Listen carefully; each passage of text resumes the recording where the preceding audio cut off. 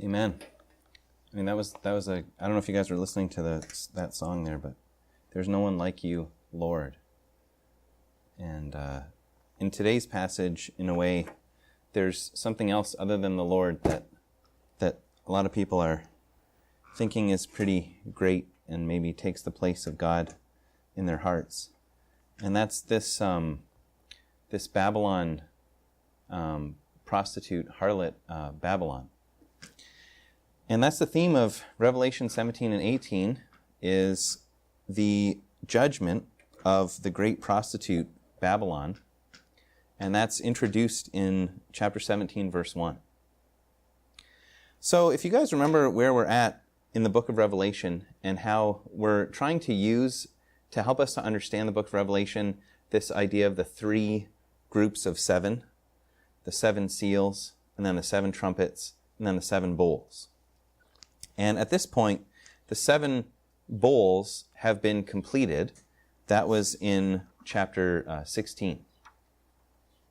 And so the context that we're in right now is, if you remember the bowl judgments of God, they are really severe. They're like massive global scale judgments, like all of the water in the sea turns to blood. All the creatures in the sea die. You know, at the end of the bowl judgments, there's a great earthquake, unlike any earthquake that's ever happened, and the cities of the nations collapse because of the earthquake. And there's giant hail, and there's just massive, devastating judgments that you're looking at in the bowl judgments. And so the question arises, why? Why these judgments? Why these great judgments? Why are they necessary? Why does God find it necessary? And so chapter 17 and 18 are basically the angelic interlude where there's an explanation, there's an answer to that question of why these judgments are needed. And these two chapters talk about the judgment of the great prostitute, and they explain why this was necessary, basically. That's the gist of what's going on here. So last Sunday, I talked about chapter 17, the first few verses, and I'm just going to summarize it really briefly. I broke it down to 12 or 13 points that are made in those verses about Babylon. We were asking the question, who is she? Who is this harlot Babylon? And basically, here they are in order. I'm just going to sum them up really brief. She is judged by God. She is the great prostitute, and in fact, the mother of prostitutes. And we talked about how prostitution in this context has to do with idolatry. It has to do with, as often is the case in the Old Testament, unfaithfulness to God manifested through the worship of idols. So she is the great prostitute, the great unfaithful woman, the great originator of all sorts of prostitution and idolatry. That's who she is. And she sits on many waters. And those many waters are peoples and nations and languages and multitudes. So she's over them. It says at the end of chapter 17 that she is the great city that rules over the kings of the earth. So she's got this sort of global reach affecting multitudes and nations of people. The kings of the earth have committed adultery with her.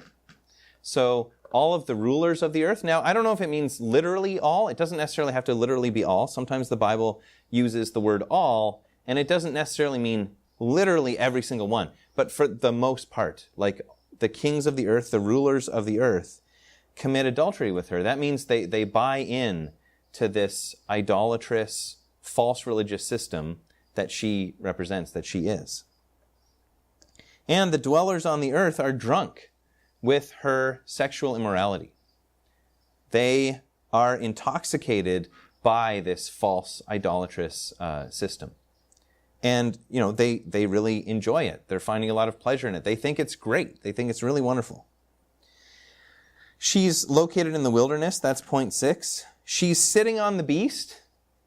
And so that image of the woman, of the harlot Babylon, sitting on the beast, shows the relationship between the harlot Babylon and the Antichrist and the Antichrist system, and that the two are very related to each other. And at least at first, the Antichrist is supporting this harlot Babylon system, which is this false religious, idolatrous, and also economic system. I think it's because the Antichrist, as a first stage, presents and develops and supports this false religious system.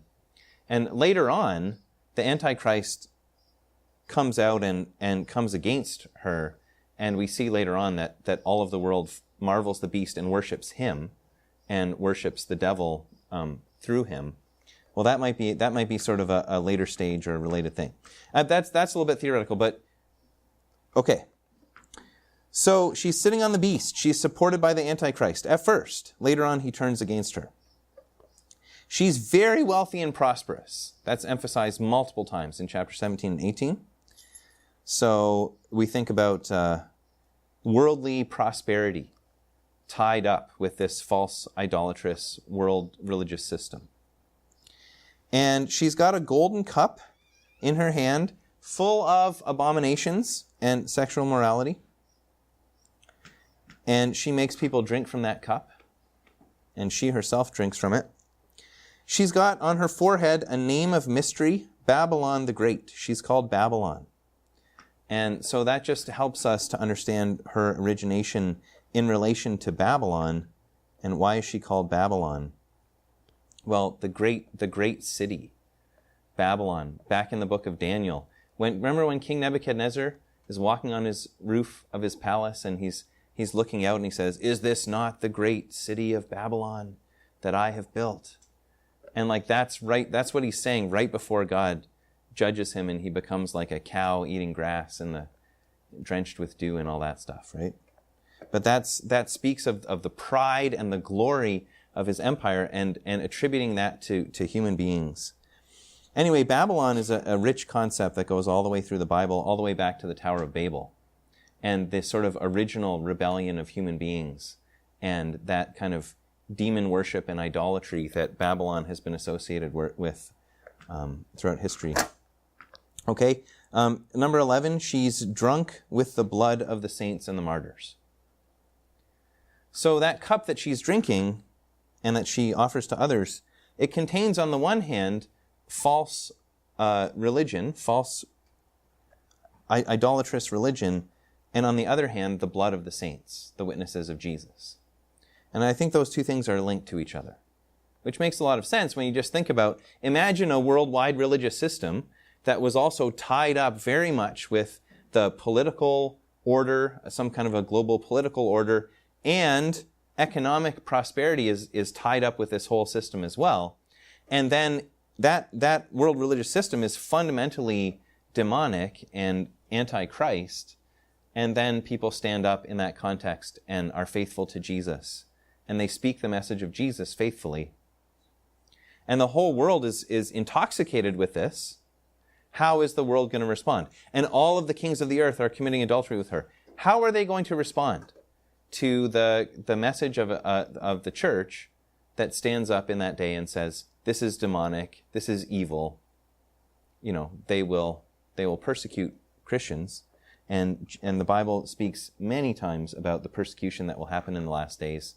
And we know that there is a last days aspect of this. There's like a not yet, a fulfillment that is to come on a massive scale. But we also know that these themes and these things are being played out all throughout the church age. So there's also this already component where we see many governments in the world and economic and religious systems that are extremely hostile to Christianity to the point of persecuting and murdering Christians. Happens all the time. If you want to look into that at all, just look up the Voice of the Martyrs website, which is a great little information resource thing where they present information about the persecuted church in the world and what's actually going on. But anyway, okay, so finally she makes people marvel. And we saw that even John in verse 6, when he's looking at this woman, he marveled greatly. He was wondering with great wonder at the sight of her. And the angel had to come in and kind of rebuke him and say, like, why are you marveling? You shouldn't be marveling. But that speaks of the great allurement and seduction that even the saints can be potentially deceived by her without God's protection. So those are the 12 points that I made, and I think that gets us up to verse 7. And so jumping in here at verse 8, John then speaks more about the context of the Antichrist and the beast. And so we learned about the beast in chapter 13, quite a lot of detail. But here is another pass at the beast, because we saw the woman sitting on the beast. And so John at the end of verse 7 talks about the beast with 7 heads and 10 horns that carries her.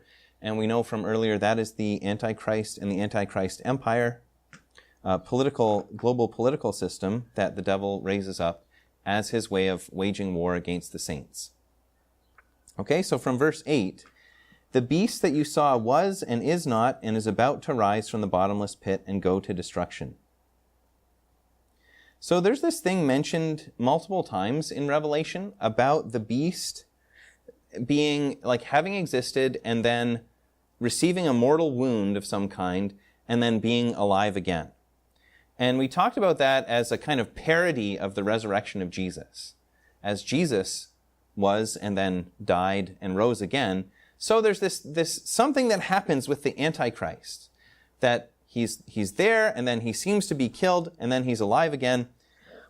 And chapter 13, verse 3, and chapter 13, verse 12, and also chapter 13, verse 14, those verses give us more information about this, but part of the reason why the world follows the Antichrist is they're marveling at the fact that he was and then he's alive again. And so this sort of parody, I mean, we know that the Antichrist and his coming will be all kinds of powerful signs that Paul talks about happening that will deceive people. And that's one of the big things. That's probably the biggest thing that's mentioned about the beast. And I just want to say that I don't totally know what that refers to. There's many different interpretations of this. It talks about the beast actually being wounded by the sword specifically. So I can imagine it being a guy who basically seems to be physically killed and then is alive again somehow. Other people talk about this in multiple ways, because when you think about the beast, it's not only the Antichrist, but it's also the great empire, the great kingdom that is personified in his person. But the kingdom at large too, the whole political system and empire that he represents. And so is the beast being slain and then appearing again, is that relating to the whole beast or to that one individual who's the last king that's associated with that empire, who's the end times Antichrist? I'm honestly not 100% sure. I think it's likely that it relates to the individual. That seems to be more relevant to me.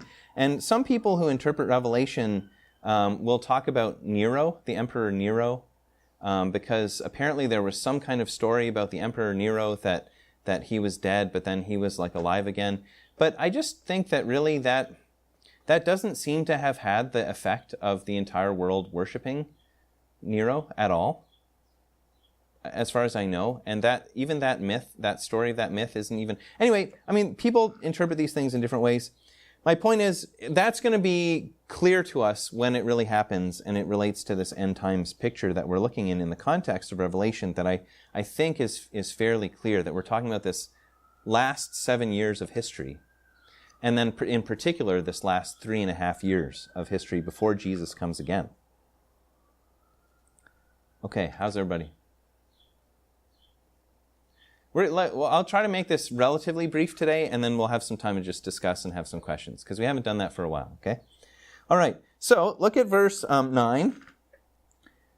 I mean, basically, well, verse 8, we didn't totally cover that, but this beast, it says, the dwellers on earth, whose names have not been written in the book of life from the foundation of the world, will marvel to see the beast, because it was and is not and is to come. So the world marvels after the beast. And that's the same word that John was marveling after the prostitute, and then it led them to follow. So there's a really strong message in this passage for God's people to not marvel at the global false religious system, an idolatrous system, which is very splendorous and seems wonderful in many ways and is intoxicating. And that's why there's strong warnings in this passage to the people of God to be like, don't marvel after her. Don't go after her. Instead, come out of her. And later on, we'll look at that. Okay, but so this thing about the beast, let's look at verse 9. This calls for a mind with wisdom. The 7 heads are 7 mountains on which the woman is seated. They are also 7 kings, 5 of whom have fallen. One is, the other has not yet come. And when he does come, he must remain only a little while. Okay, so the 7 heads on this, and it's interpreted as 7 mountains.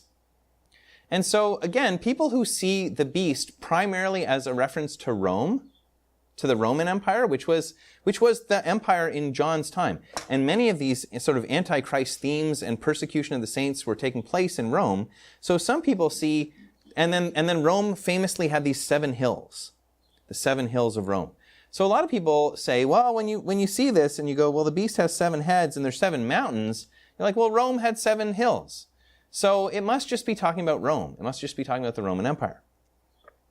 And I think there's certainly that reference is definitely there. And the readers in John's time would have understood the Roman Empire as a manifestation of this beast. But I really don't think that's the whole story. And just, if you read through the whole book of Revelation, it seems quite clear that we're talking about, again, the 7 last years. But maybe there's some continuity between the Antichrist empire that comes on the scene in the very last days, in those last years, and the Roman Empire. So sometimes people will refer to it as a kind of a revived Roman Empire. And throughout the medieval era, there was like the Holy Roman Empire.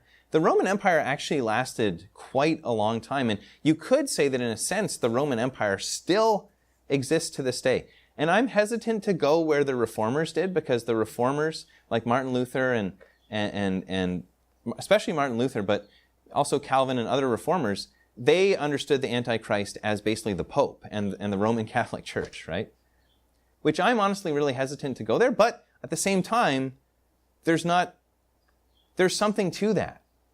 Because the Babylon system, it's not that it's just the world outside of the church.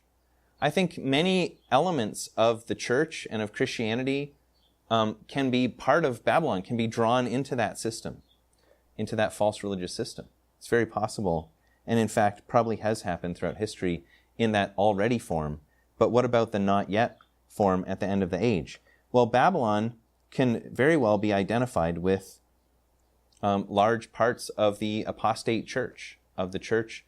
In my, I think, somewhat educated guess, is that Babylon will be constituted and empowered in many ways by people who were Christian or had some kind of Christian background, but kind of gave that over to be part of this global false religious system. Okay, it says that so here's the thing, right? The 7 mountains aren't literally just mountains, because they're also kings. And John says that. They are also 7 kings. So then what people do is they go, okay, so the kings are like the succession of Roman emperors. And that's why, again, this was all fulfilled in the past, because these 5 of them have fallen. One is now. So the emperor of Rome, who was active in John's day, is the one who is now. And then there's the other has not yet come. So there's going to be another emperor who comes. And so basically when you try to count the emperors and you try to make these numbers map onto history, I haven't seen a compelling case, and it seems kind of arbitrary. So my interpretation is that this is not mostly talking about a succession of Roman emperors. Although, again, we can see that as partly relevant, that the Roman Empire was a manifestation of the beast, and the emperors did have a kind of antichrist spirit, many of them, and were operating in that kind of spirit, so that we see that as a foreshadowed thing. And again, maybe there's continuity with the Roman Empire in some sense. But I don't think it's already all done and over and past, just because of the obvious global nature of what John is talking about, and that didn't happen with the Roman Empire. It was widespread, but not a kind of global influence. But there's a kind of continuation of the Roman Empire, even until today. And maybe that's part of how the Antichrist empire gets finally formed. Okay, so then that seventh king, it says, when he does come, he must remain only a little while. And then it says in verse 11, as for the beast that was and is not, it is an eighth, but it belongs to the seven, and it goes to destruction. And I love how John summarizes the career of the beast. This is John's summary of the Antichrist's career. He comes up from the abyss, and he goes to destruction. That's pretty much it. That's what happens. And I love those little pithy descriptions of what happens because from God's perspective, this is not a foe, an enemy that we have to be afraid of, from God's perspective. From the perspective of the world, everyone's going to be like, whoa, who is like the beast? Who can make war against the beast? Who could ever? He's invincible. He's so amazing, so powerful. He was dead and he's alive, and no one could ever defeat him, and everyone has to follow him. We all have to receive his mark, and the world is going to be saying that. But the people of God are just going to say, no, he comes up from the abyss, he's there for a short time, then he goes to destruction. That's it. From God's perspective, that's the history of this guy. Which I think is just awesome, to have that perspective and to live with that perspective of faith on these things. Okay, so that beast is an eighth, belongs to the seven, so there's a connection, and that means is of the same nature as the seven who come before. He goes to destruction. And then in verse 12, it talks about 10 horns. And these 10 horns that you saw on the heads, and we don't know what heads they were on, but maybe they were only on one head, maybe on the last head, I don't know. But there's 10 horns, and those are also 10 kings. And those 10 kings are not in a succession that leads up to the Antichrist, but they are 10 kings who receive royal power and authority as kings together with the beast. So those 10 kings, it's like a 10-king confederation, alliance in the earth. And those 10 kings, they basically give all of their royal authority and power over to the Antichrist, and they agree to submit to the Antichrist and give all of the power of their kingdoms and their empires to him and to follow him. It says in verse 13, these are of one mind, and they hand over their power and authority to the beast. So that's another sign that in the end times, when you see the Antichrist in power, there will also be this 10-king confederacy that's working together with the Antichrist. And again, I'm hesitant to jump to what's in history and stuff like that, but there was some kind of European thing that happened a few years ago, and it was like 10 kings, and everyone's like, oh, this is it. This must be the 10-king confederacy, and I don't think it was, but anyway, I'm hesitant to jump to really, but I think it'll be clear to us. I think these things are given to us, and it is worth keeping all of these things in mind, that God has given us these kind of signs so that we will understand. Okay, verse 14, what is the purpose of these kings and of the Antichrist? The basic point and the purpose, in verse 14, they will make war on the Lamb, and the Lamb will conquer them. For he is Lord of lords and King of kings, and those with him are called and chosen and faithful. And again, I love the way that John presents this, because it's like their whole purpose is to make war on the Lamb, and he mentions that war, and that war is already noted in Revelation 16, 12 to 16, and then again we see it in chapter 19, verse 17 to 21. So this is the great battle where the nations of the earth are assembled at the plain of Armageddon, and then they come against Jerusalem and against the Messiah, who's come again. And but when John even points this out in one sentence, he says, "They will make war on the Lamb, and the Lamb will conquer them." So again, it's not like they will make war on the Lamb and it will be terrible and devastating, and wow, we better be afraid that they might really overcome the Lamb. They're really scary and they've got all the power of the nations behind them, and wow, we really have to worry because the Lamb might be in trouble here. No. The Lamb is not in trouble. The Lamb is Jesus. He's Lord of Lords and King of Kings. He's the incarnate Son of God. He's not in trouble. But even by all of the kings of the earth gathering their armies together to make war on him, which is just really crazy when you think about it, right? Like Jesus comes again and touches down on the earth, and then he's in Jerusalem, and then all the kings of the earth literally get together and like, we have to stop this guy. Like we're going to destroy Jesus. And they actually somehow think it's going to work. And if you go back to the bowls, to the 7 bowls in chapter 16, it talks about how this is motivated by these demonic spirits that go out into the earth to deceive the kings of the earth, to get them to agree to do this, to think that they can actually defeat him. Okay, so then the angel comes to John and says in verse 15, the waters that you saw where the prostitute is seated are peoples and multitudes and nations and languages. So we turn the focus on the multitudes of fallen humanity, which are the basis of Babylon's economic trade and security.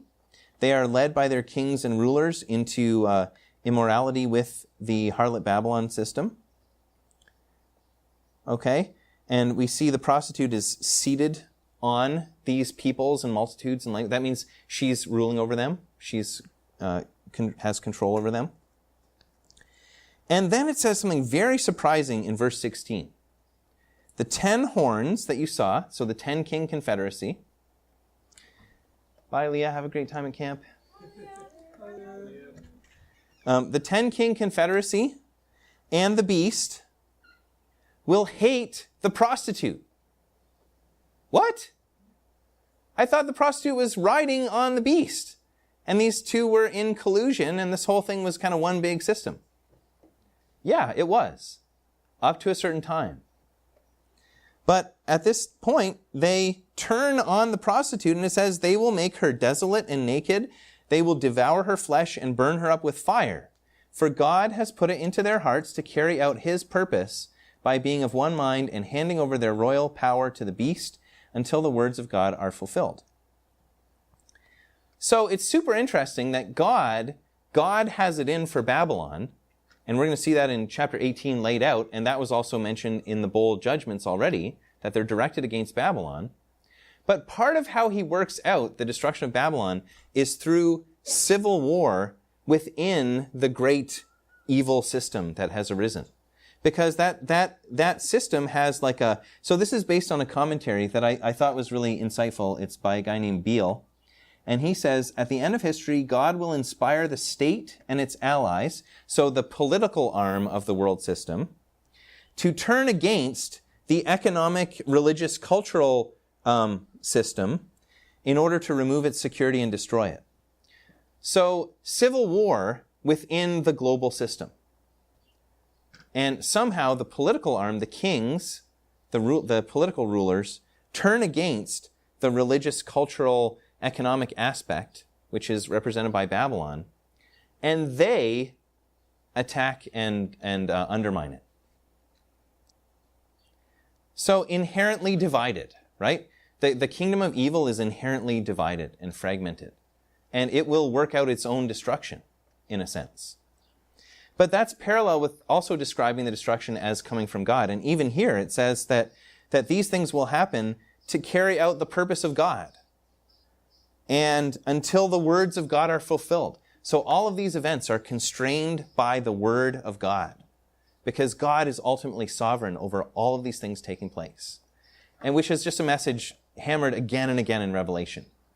And I've been trying to hammer that message here, because when these things happen, whether it happens in our lifetime, or I don't know when these events will happen. I mean, we could talk about that, the likelihood of when they're probably going to happen if you want, but I don't know. But if they do happen in our lifetime, some kind of later decades of our lives, we should be ready, and we should know this basic truth, that this is all under God's sovereign control. And therefore, we do not have to fear. And we can remember that.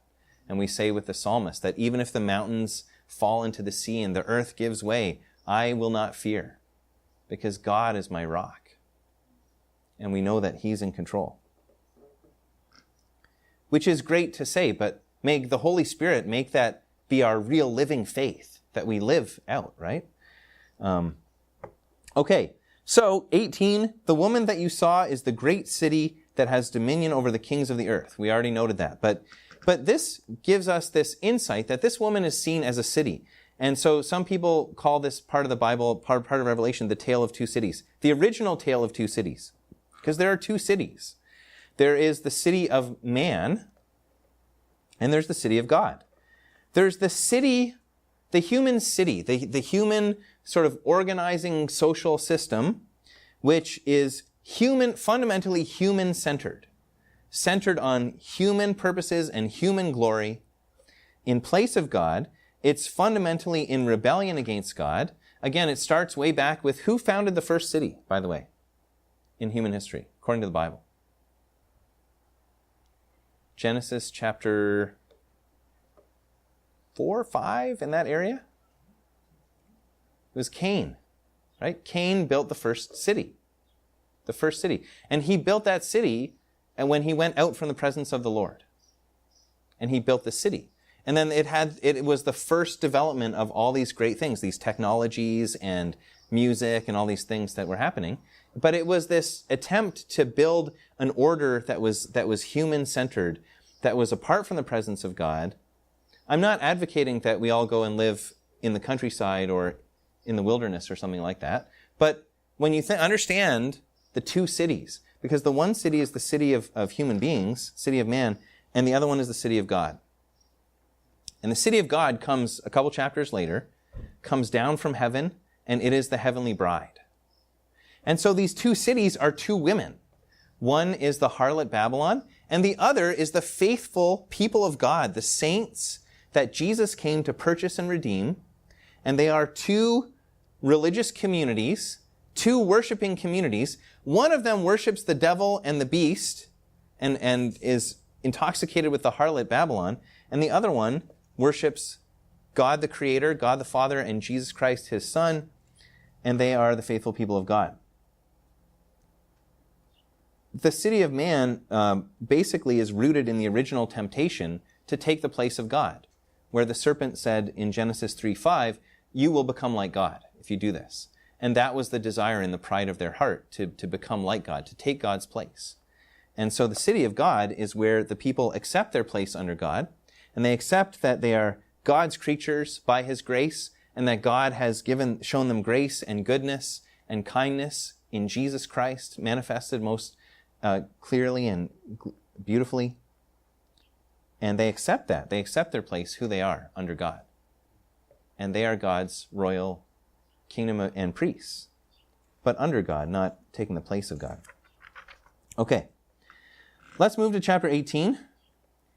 After this I saw another angel coming down from heaven, having great authority, and the earth was made bright with his glory, which is awesome because Babylon had a lot of glory and splendor. But when this angel comes down, all of the apparent glory of Babylon is just overshadowed by the glory of this angel that's reflecting the glory of God. And he announces the fall of Babylon. He cried out in a mighty voice, "Fallen! Fallen is Babylon the Great. She has become a dwelling place for demons, a haunt for every unclean bird, a haunt for every unclean and detestable beast."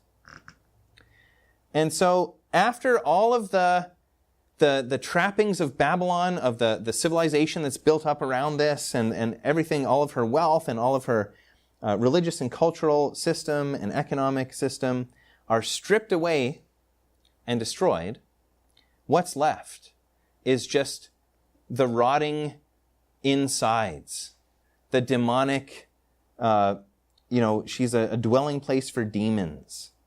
There's unclean birds and unclean beasts kind of living where she once was.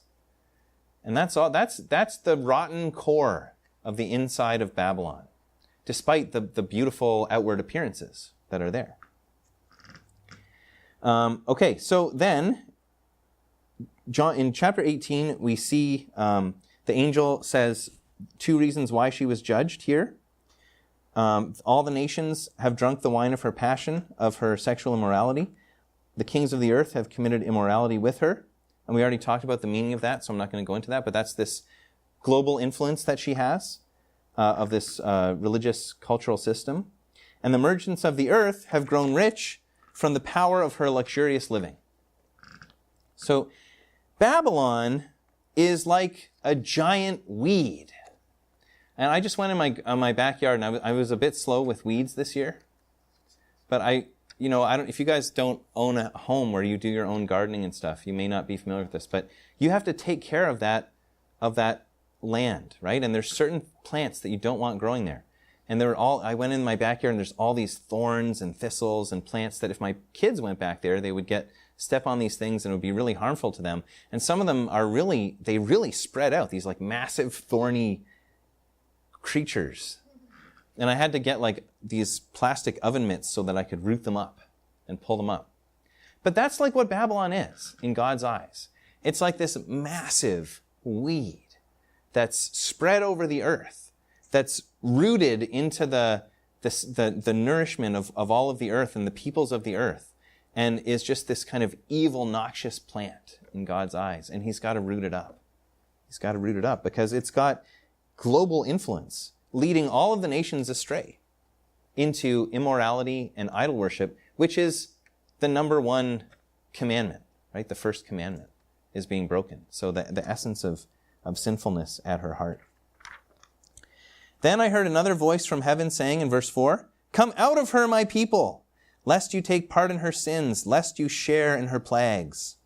For her sins are heaped high as heaven, and God has remembered her iniquities." So here is the great call that goes out from heaven to the people of God, saying, "Come out of her. Come out of her, my people." And why this call is necessary, again, is because this system is so alluring that God's people want to be not only in the world, but also of the world, to belong to this, to identify with this, that the church would identify with these trends in the world that are against Christ, that they would give in to this kind of apostasy. So it's a great call to faithfulness because we would be this is a very seductive thing. So we need to hear the voice of our Lord calling us and saying this to us, "Come out of her, my people. Come out of her, my people." Now, the world will see lots of good reasons to stay associated with Babylon because they make tons of money off of it. They indulge in sensuous and luxurious living. They're intoxicated by this. It seems wonderful. It's this glorious thing. But the angel is unmasking Babylon and telling God's people, what is the reality of this? What's the reality that's going on? And the angel says, you need to come out of her because otherwise you're going to share in her plagues. She's going down. She's not going to last. God is judging her. And why is God judging her? For her sins are heaped as high as heaven. So it's the sinful depths of the Babylonian system, the evil nature of it, that once we realize that and we have that clear before our eyes, then we can, be motivated to come out of her. Because if we're just thinking about the potential benefits and the glory and the way that we can be sort of part of this big thing and it's all wonderful, we look at those things, then we would, like the world, we would follow her and we would remain in Babylon. I think of this voice here of Jesus calling to us, "Come out of her, my people." Kind of like the voice of the bridegroom in Song of Songs 5 verse 2, where he comes to his bride and he's calling to her and she's inside and she's kind of feeling really comfortable. She's in bed, she's feeling comfortable, and he calls to her, come arise, come with me, come out. My hair is drenched with dew. And so we see that Jesus as the man of sorrow, as the man of suffering, who walked the way of the cross, and who received suffering in the world, and who was rejected. And he's calling her to come and have fellowship with me in the place of suffering, right? Be faithful to me, walk in the place that I'm walking in. And she, at first, she's like, do I have to get up? And I already took off my sandals and I'm here in bed. I'm really comfortable. Do I need to go out? And he's like, come with me. come away with me and walk with me in forgiveness. Okay, so then from verse 6 of 18, it goes into some principles of God's judgment we can see here. It says, pay her back as she herself has paid back others. How did she pay back others? Well, she gave them double for their deeds. When Babylon, the way that the Babylonian system worked, is that when she perceived some kind of injustice, she would punish the people who were offending her, which again, the focus here is on Christians. It's probably others as well, but the focus is on Christians. And it says, pay her back double, repay her double for her deeds, mix a double portion for her in the cup that she mixed. So one of the principles of God's judgment is doing to the person who's being judged exactly what they were intending to do to others, or what they were doing to others, and not going beyond that. And God's justice is reflected in that. That God's justice on Babylon is only to the extent of what she was doing to others. And I think this applies to the Babylonian system as a whole, but also all of the people groups and people who were complicit in this whole Babylonian system existing. So that's one thing. Repay her according to how she repaid others. And then the second one, it says, as she glorified herself and lived in luxury, so give her a like measure of torment and mourning. So the pleasures that she derived and the benefits and the enjoyment that she derived on the basis of injustice and oppression and evil, now repay her in proportion to that.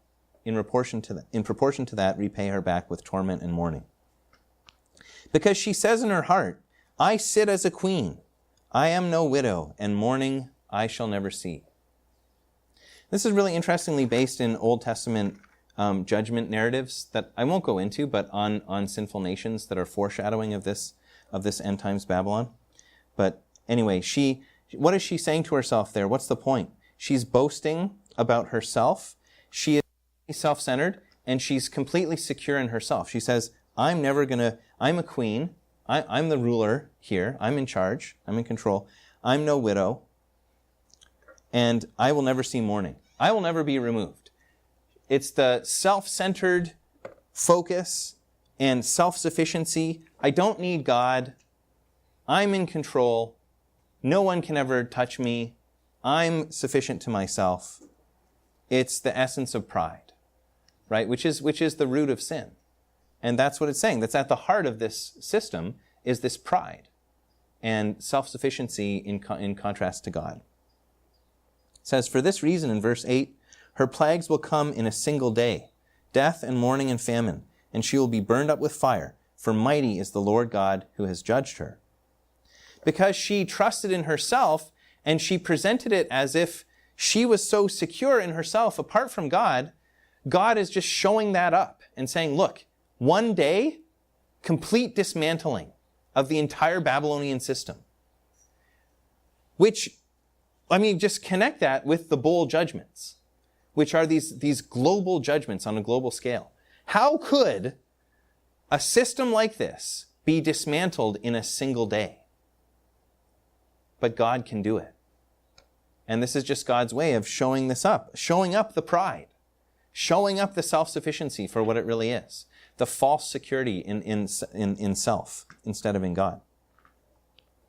Okay, so then we break into this song, and there's a 3-part song, and there's 3 groups that kind of sing this lament over Babylon.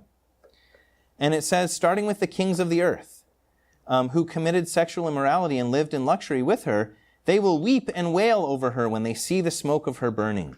They will stand far off in fear of her torment and say, alas, alas, you great city, you mighty city, Babylon, for in a single hour your judgment has come. And I won't try to put this to music, but this is in the form of a lament. It's a song. The first part is sung by the kings of the earth, and they had committed immorality with her. They are full of regret because they have lost their lover, right? They have lost the source of all of their illicit pleasures that they were receiving. So ultimately, the reason they're sad is not because they're altruistically sorry about Babylon. They're sad for themselves. And that's true of this whole mourning, of all these people groups that mourn over the fall of Babylon. It says they stand far off in fear of her torment. Why are they afraid of her torment? Because they can see in it their own destruction, their own judgment that's coming. And it does come later in chapter 19. Because they were complicit in her, and they know that the same judgments that are on her, they are guilty of the same things. They too will be judged. And they're also surprised in their song. They say, "Whoa, alas, alas, how could this great and mighty city be taken down in a single hour? How could this happen? How could such a great and mighty city?" So it shows the view of how strong and powerful and the human glory. And so people are so shocked. How could this ever fall apart? We never thought this could ever happen. We thought that everything was so secure and everything was so stable now in this world system that we had in place. And human beings but in a single hour, it all comes to ruin. Then it goes to the second group, the merchants of the earth. And this is most of the verses in this song are attributed to these people. They're the merchants of the earth, and it says they weep and mourn for her because no one buys their cargo anymore. And then we get a representative sample of all the types of cargo that we don't have to go into detail, but I'll just read it briefly. Cargo of gold, silver, jewels, pearls, fine linen, purple cloth, silk, scarlet cloth, all kinds of scented wood and all kinds of articles of ivory, all kinds of articles of costly wood, bronze, iron, and marble, cinnamon, spice, incense, myrrh, frankincense, wine, oil, fine flour, wheat, cattle, and sheep, horses and chariots, and slaves, that is, human souls.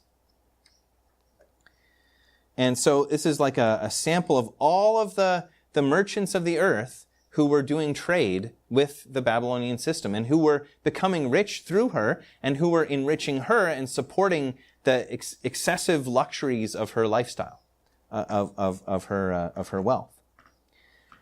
And I just feel like this list comes to a close with the last thing, that part of the trade system that was supporting Babylon was slaves, human souls that were being traded. And I just feel like that just exposes, again, what's really going on with Babylon. What is this really about? It's ultimately about injustice, oppression, exploitation. That is the basis of the economic prosperity of this system. Which, if you don't already know that there is like a very flourishing slave trade system in the earth today that even has global proportions, just know that that's true. And you can do research on that if you want, and I can give you some resources. But that is the world that we already live in. It's not that we abolished slavery back in the time of the Civil War in America, and now the earth is, right? Slavery is, there's probably more slaves in earth today than there ever have been in the history of humanity. Right? Did you guys know that? I mean, that's a statistic which is crazy and shocking, but so it kind of again unmasking this Babylon. It says next, the merchant's song. They say, the fruit for which your soul longed has gone from you. All your delicacies and your splendors are lost to you, never to be found again. Never to be found again. So all the things that she took and drew on to support the luxury and the glory and the goods, they're all gone. This whole system has been devastated, demolished in a single day. And the merchants of these wares, in verse 15, who gained wealth from her, will stand far off in fear of her torment, weeping and mourning aloud. Alas, alas, for the great city that was clothed in fine linen, in purple and scarlet, adorned with gold, with jewels, with pearls. For in a single hour all this wealth has been laid waste. So this shows the people who trusted in wealth, who trusted in riches as their security, and that was the focus of their life, was all in wealth and making money. And they thought, how could a city, a system that is so wealthy and so rich, ever be taken apart, dismantled like this? How could this happen? And they're shocked because they based their life in riches of this system. And they felt fine compromising to do this because they thought, how could this ever happen? But God showed himself mighty and powerful again. Then the third group is what I call the salty dogs. You know, the salty dogs, the term for like sailors, people on the sea, right? It says, the shipmasters and the seafaring men, sailors and all whose trade is on the sea, stood afar off and cried out as they saw the smoke of her burning. What city was like the great city? And they threw dust on their heads as they wept and mourned, crying out, Alas, alas, for the great city, where all who had ships at sea grew rich by her wealth. For in a single hour she has been laid waste. So that's the three-part song of the dwellers of the earth who are so shocked and terrified, but at the root of it is they're seeing their own demise, and they're seeing their livelihood and their prosperity is all being undermined. Now, it's all being taken apart. Everything they put their hope and trust in is being disassembled before their eyes. And I can just imagine that, right? Like, just think of the actual world that we live in and the economic system, and imagine like it was just entire industries, entire global industries are just devastated in a single day, completely taken apart. How would that affect the earth? How would that affect the people of the world? And so you can understand their mourning and their singing. And then in verse 20, we get this contrast between the way the people of the earth respond to the judgment of Babylon and the way that the saints are supposed to respond. It's a command. It says, Rejoice over her, O heaven, and you saints and apostles and prophets. Rejoice to see the dismantling of this entire Babylonian system. Rejoice to see it. Don't stand off in fear, terrified of judgment. Don't stand there mourning over the loss of your self-interest and the prospects that you had in prosperity. Don't do those things. Rejoice in the demise of Babylon, because it has to be taken apart before the city of God can come. And before the fullness of the kingdom of Christ can come, the rightful kingdom that was in God's mind from the beginning, when he said, here's Adam and Eve, and they're going to rule over the earth, and they're going to rule under God, and it's going to be glorious. What human beings were created to be and to do, and was totally lost in the fall. And then it culminates in this Antichrist, evil beast empire. But God is like, no, that's not the way it's meant to be. That's not the way it's going to be. This evil system, this oppressive system, this dark, demonically empowered system is not going to last. It's not going to remain. It's going to be completely dismantled and taken away and replaced with the kingdom of our Lord and of his Christ. And he will reign forever and ever, and his dominion will be from sea to sea in the earth. Jesus Christ our Lord will rule, will have dominion. But for that to happen, this system that God allowed to grow in the earth, this giant weed, has to be removed. It has to be removed to make way. And so, in response to this, then, and this is a response to the prayer of the saints who cried out way back in chapter 6 of Revelation, verse 9 and 10, How long, O Lord, O sovereign Lord, holy and true, before you judge and avenge our blood on those who dwell on the earth? It's not some kind of like bloodthirsty vengeance that we're talking about here. It's this terrible injustice, and the saints, the approach that the saints took all the way along is not to take vengeance for themselves. Unlike the Babylonian system, they suffered. They bore witness to Jesus and to the grace of God and the truth in Jesus. They gave witness to him by the word of their testimony and the blood of the Lamb. They didn't engage in fighting back and trying to take territory in this kind of military way. They entrusted all judgment to God. But they were aware that as they did so, all of the evil oppressors seemed to be winning. And God seemed to be letting this happen in the earth. And they cried out, How long, O Lord, are you going to let this happen? Let this injustice occur. And this is now, at this point, God's answering those prayers for God's justice, for God to remove evil with finality and make things right. And that's why they have to rejoice. That's why the saints, apostles, and prophets have to rejoice.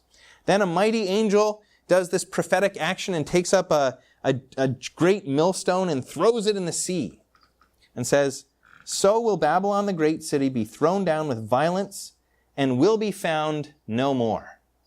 Right? As the millstone crashes into the sea with violence and then sinks down to the bottom of the ocean, never to be seen again. That will be the end of Babylon, of the Babylonian system, to be found no more. And then it says areas of loss. What will not be found anymore? The sound of harpists and musicians, of flute players and trumpeters will be heard in you no more. Not that kind of, music that glorified the Babylonian system. Craftsmen of any craft will be found in you no more. The sound of the mill will be heard in you no more. The light of a lamp will shine in you no more. The voice of bridegroom and bride will be heard in you no more. For your merchants were the great ones of the earth, and all nations were deceived by your sorcery. And in her was found the blood of prophets and of saints and of all who have been slain on the earth. Okay. So we understand from these verses the necessity of God's judgment and why this is needed, and the principles of how God's judgment works, and the reaction of people, and what the church is supposed to feel like, and how we're supposed to respond when this happens.